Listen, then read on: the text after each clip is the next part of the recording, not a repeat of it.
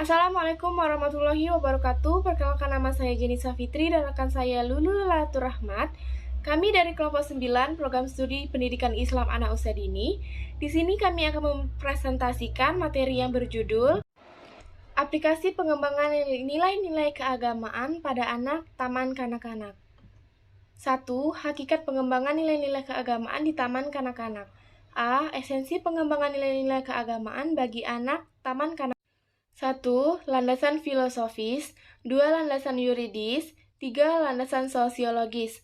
Fungsi dan tujuan pendidikan yang telah ditetapkan oleh pemerintah memberikan bahwa sehebat apapun potensi berkembang, bangsa ini dan atau menjadi ahli ilmu agama. B. Prosedur pengembangan nilai-nilai keagamaan di taman kanak-kanak. 1. Program kegiatan belajar dalam pembentukan akhlak atau perilaku melalui pembiasaan yang terwujud dalam kegiatan sehari-hari. 2. Program kegiatan belajar dalam pengembangan kemampuan dasar melalui kegiatan terpadu dan terarah yang disiapkan oleh guru. 3. Pembentukan kepribadian atau perilaku dan pengembangan kemampuan dasar melalui pembahasan tema-tema yang ada dalam garis besar program kegiatan belajar. C. Strategi pengembangan nilai-nilai keagamaan. 1. Kegiatan rutinitas. 2. Kegiatan integritas. 3. Kegiatan khusus. Baiklah, selanjutnya akan dilanjutkan oleh rekan saya. Baiklah, di sini saya akan menjelaskan tentang penerapan pembelajaran tata cara beribadah pada anak usia taman kanak-kanak. A. Ruang lingkup materi peribadatan anak usia dini. Anak usia dini akan jauh lebih baik apabila diperkenalkan dengan materi tentang peribadatan yang dimulai dari sejak awal kegiatan sehari-harinya sampai beristirahat untuk tidur. Adapun salah satu pendekatan dalam penerapan pembelajaran tata cara beribadah bagi anak usia dini yaitu seperti kegiatan berdoa. Pendidik hendaknya perlu memperhatikan hal-hal berikut ini. 1. Dahulukan materi tentang sikap secara fisik etika saat berdoa.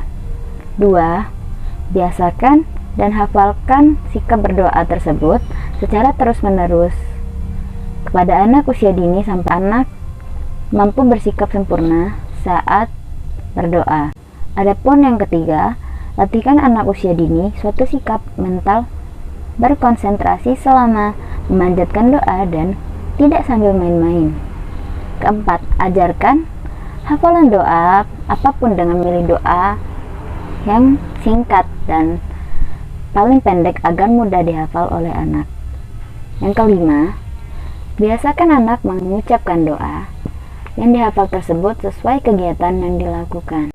Berikut ini akan saya jelaskan tentang ruang lingkup penanaman nilai-nilai keagamaan yang memungkinkan dapat dipraktikkan anak usia dini. 1. Doa bangun tidur.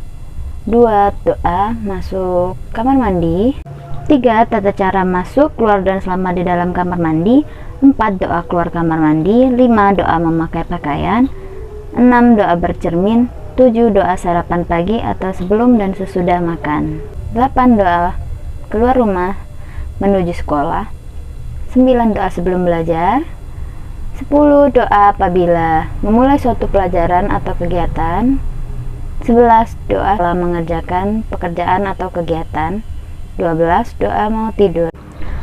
1. Doa bangun tidur. Beranjak dari peribahasa ala biasa karena biasa, kemampuan apapun tergantung pada kebiasaan.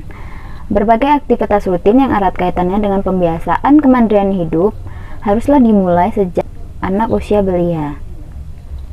Sebelum banyak melakukan aktivitas, mari kita biasakan anak sejak bangun tidur membaca doa dan menjelaskan hakikat dan makna mengapa kita harus membaca doa setiap bangun tidur.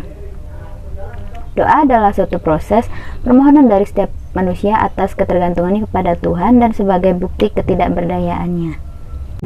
Ada baiknya pemahaman dan upaya penyadaran tentang hakikat manusia yang tergantung kepada kebesaran Tuhan, kasih sayang Tuhan, dan perlindungan Tuhan dalam setiap keadaan disampaikan kepada anak sejak usia dini. Memang, secara prinsip sebenarnya anak belum paham dengan hal-hal yang bersifat abstrak atau tidak nyata, namun dalam pembentukan kepribadian Dana karakter yang sesuai dengan aturan norma, pengenalan bentuk-bentuk peribadatan sangat baik disampaikan kepada mereka. Pengenalan pelaksanaan pendidikan agama seperti saat mau tidur dan bangun tidur dalam ajaran agama tentu memiliki makna dan tujuan yang tidak sederhana. Sebagai contoh, dalam pandangan ajaran Islam, etika manusia saat akan tidur disarankan agar setiap manusia mengingat kembali terhadap apa yang telah dilakukannya sepanjang hari. Hal ini bertujuan agar setiap manusia mampu mempertimbangkan kuantitas dan kualitas perilakunya setiap saat dan melakukan introspeksi diri terhadap perilaku yang baik dan buruk. Yang kedua, doa masuk keluar kamar mandi yaitu terbagi menjadi 3, yaitu tata cara masuk, keluar, dan selama aktivitas di kamar mandi.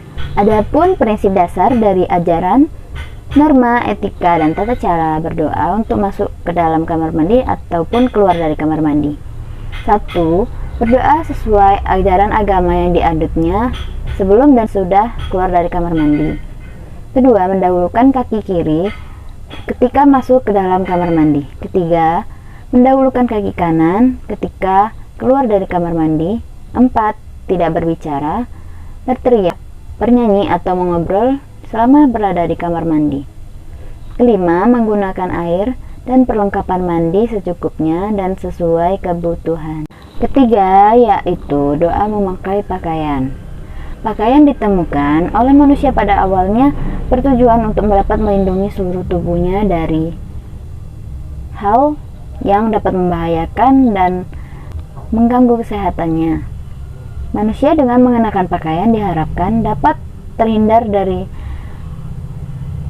rasa kedinginan, kepanasan, dan kotoran yang setiap saat dapat mengganggu kesehatan fisiknya. Berdasarkan contoh dari salah satu ajaran agama, selain pentingnya kita membiasakan diri membaca doa ketika akan mengenakan pakaian, seorang pelaku atau praktisi pendidikan di tingkat anak usia dini, kita juga perlu membiasakan peserta didik dengan tata cara, etika, dan aturan baku pada saat akan mengenakan pakaian, yaitu 1. Membuka pakaian dengan benar.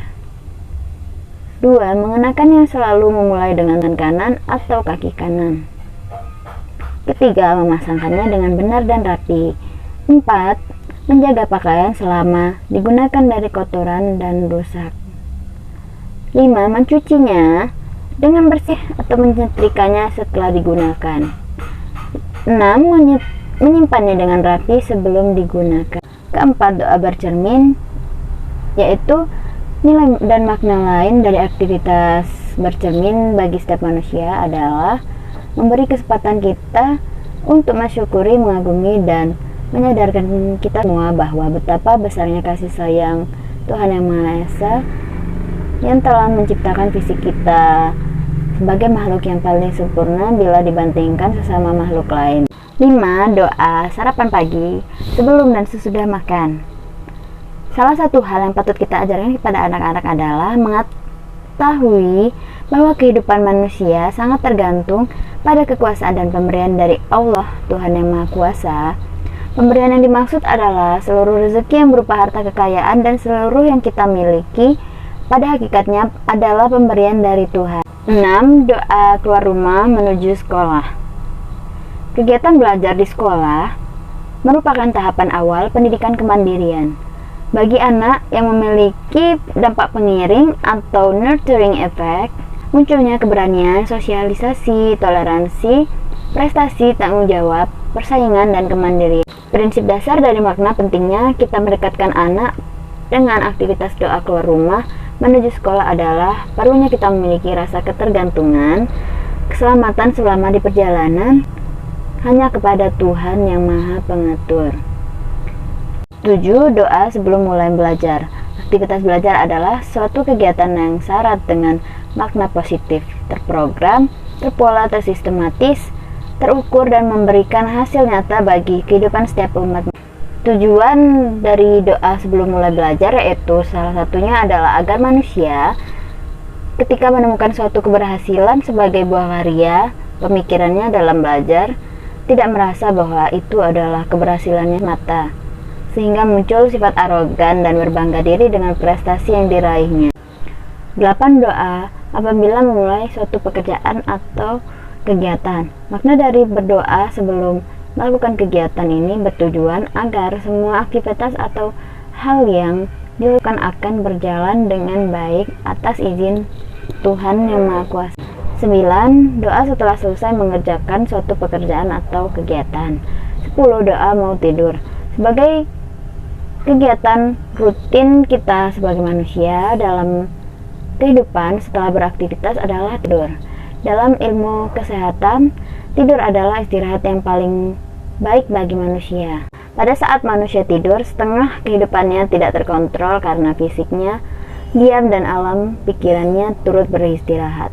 Dalam posisi demikian, selayaknya lah kita sebagai manusia memanjatkan doa kepada Tuhan Yang Maha Pelindung dalam setiap keadaan, agar selama waktu kita tidur dan beristirahat secara fisik mampu memperoleh penjagaan dari berbagai hal yang mungkin saja akan menimpa kita. Jika setiap anak dan diri kita memanjatkan doa sebelum tidur, maka hati dan jiwa kita akan memperoleh ketenangan dan ketentraman. Baiklah, hanya itu saja penjelasan dari kelompok saya. Maaf bila ada salah kata. Saya akhiri. Wassalamualaikum warahmatullahi wabarakatuh.